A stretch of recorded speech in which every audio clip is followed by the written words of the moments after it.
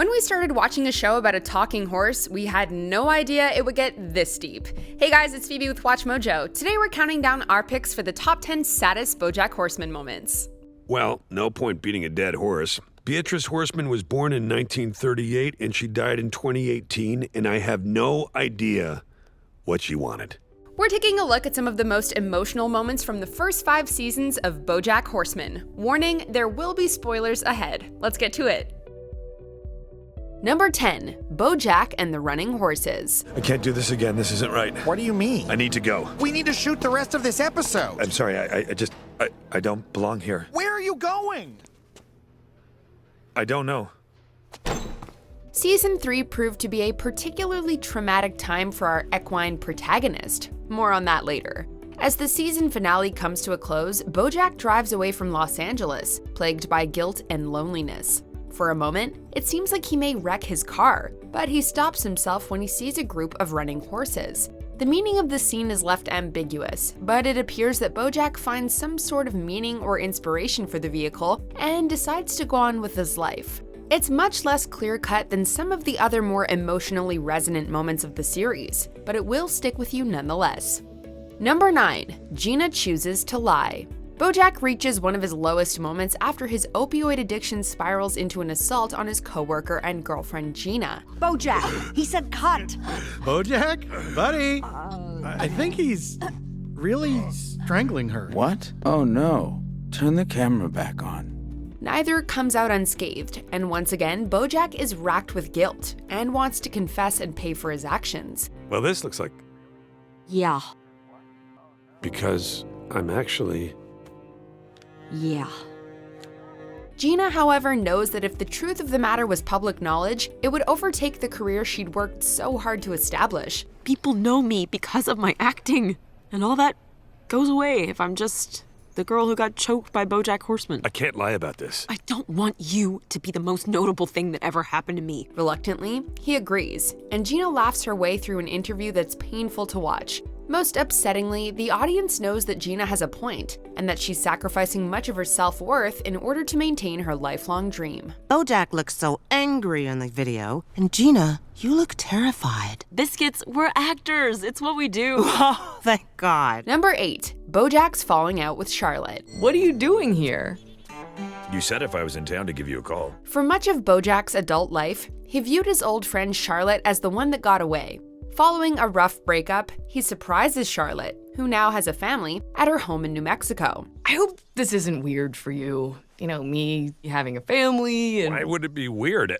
At our age, it's weird if you don't have a family. When she rejects his advances, he finds himself nearly hooking up with her underage daughter Penny, with whom he's also grown close. Look, you are an amazing person, but you're 17. Which is the legal age of consent in the state of New Mexico. Okay, that's not And I didn't have anything to drink tonight, so everything's totally legal. Penny, no. It's okay. I want this. Charlotte catches them and demands that he leave their family alone, and the one that got away is gone forever. It's an emotionally fraught scene since, while we feel for BoJack after he loses something he thought he could always come back to, his actions with Penny are indefensible. He's aware of this, as this is something that he still hasn't been able to forgive himself for. If you are not out of my driveway in 30 minutes, I will call the police. And if you ever try to contact me or my family again, I will kill you. Number 7, Ruthie. Class, settle down, settle down. It's Ruthie's turn to present her ancestor. Go ahead, Ruthie. Fans of BoJack got a rare burst of hopefulness for Princess Carolyn when a season 4 episode used a future descendant of hers to tell the story. We should have known better though, as PC's situation throughout the entire episode just gets worse and worse. You know, 1 year ago, a setback like this would have really spun me out. But I don't need Courtney. Every time we fall, we get back up stronger and better than ever. Can I get a hallelujah? First, she discovers that her assistant lied to her. Then her doctor tells her she miscarried. And finally, she breaks up with Ralph. We should maybe talk about other options. Okay, here's another option. Get out of my apartment. I'm sorry. Get out! Save it for your next girlfriend. After all this hardship, the real gut punch comes at the end of the episode, where she reveals that Ruthie is a figment of her imagination that she turns to for comfort after a bad day. And when I think about that, I think about how everything's going to work out. Because how else could she tell people? It was a tragic bump in the road for our favorite feline, but certainly not the end of the road. But it's fake. Yeah, well, it makes me feel better. Number 6, the tiny voice. Of course your mother never loved you. What do you expect? That's why Sarah Lynn died. That's why Charlotte will never forgive you. What are you gonna do to Hollyhock? What are you gonna do, asshole? Shut up! Hollyhock injected a lot of zany energy into the show's 4th season, but we really fell in love with her when she showed her more somber side. After an episode that depicts Bojack's depressed, self-loathing inner monologue, he finally sits down to talk to her. Like sometimes I have this tiny voice in the back of my head that goes like, hey, everyone hates you, and they're not wrong to feel that way. I know what you mean. She reveals that she has the same voice in her head, but Bojack lies to her that it will go away when she gets older. This is the moment when he realizes how much of himself he sees in her, which frightens him, but strengthens his resolve to protect her. There's a certain irony to the fact that Bojack learns to care by seeing himself in another person, but we've all got to start somewhere. It's just like a dumb teenage girl thing, but then it goes away. Yeah. Number 5, it's you. I think I know. Why? What do you think I know? I mean, I know what I think, but I don't know if the thing that I think is the thing that you think I know. Todd is one of the most lovable and consistently absurd characters in the series, which makes it extremely jarring when he delivers a cutting speech to one of his best friends. After pointing out that many of his seemingly selfless actions are actually quite selfish, he points out, quite brutally, that it's not enough for him to just apologize for what he does. You can't keep doing this! You can't keep doing shitty things and then feel bad about yourself like that makes it okay! You need to be better! I know, and I'm sorry, okay? The scene turns from comical to intense unexpectedly, and some profound voice work from Aaron Paul sells this heel turn. Bojack, just stop. You are all the things that are wrong with you. It's a pivotal moment that challenges Bojack and the audience to reckon with some uncomfortable truths. It's you. All right? It's you.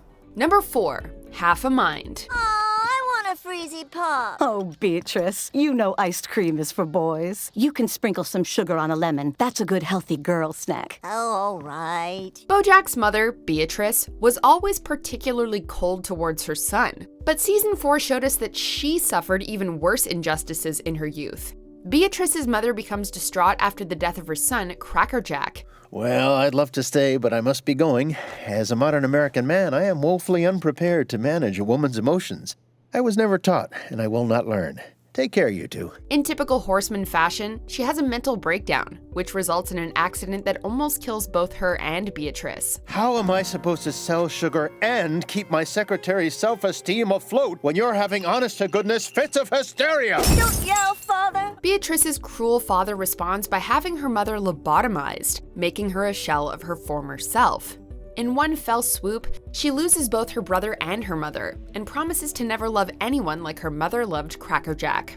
While this doesn't justify Beatrice's treatment of Bojack, it does contextualize it, and gives us empathy for her when we thought she was simply a villain. Beatrice, promise me you'll never love anyone as much as I loved Crackerjack.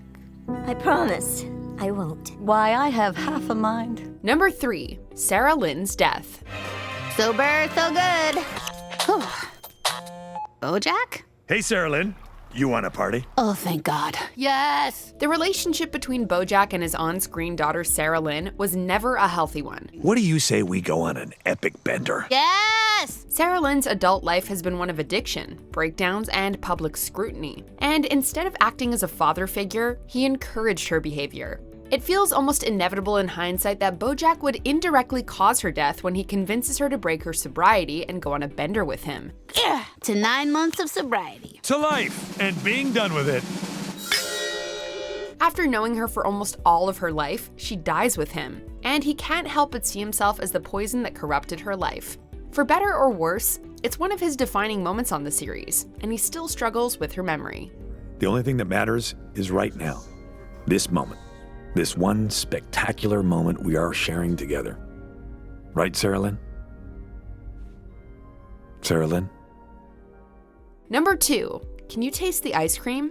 But Bojack? Is that you? Yeah, it's me.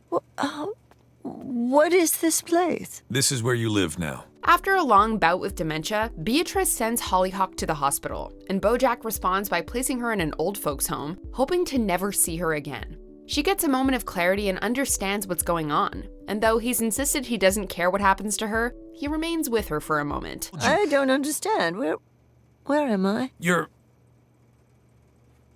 in Michigan. Michigan?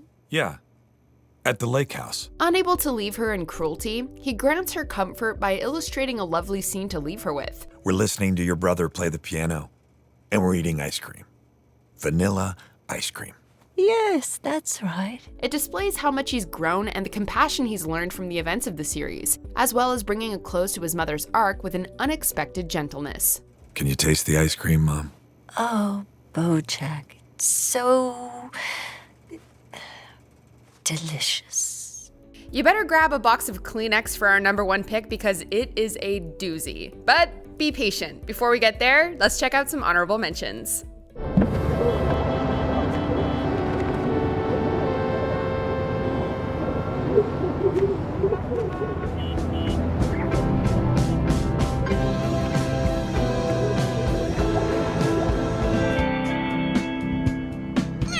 Happy birthday, Princess Carolyn.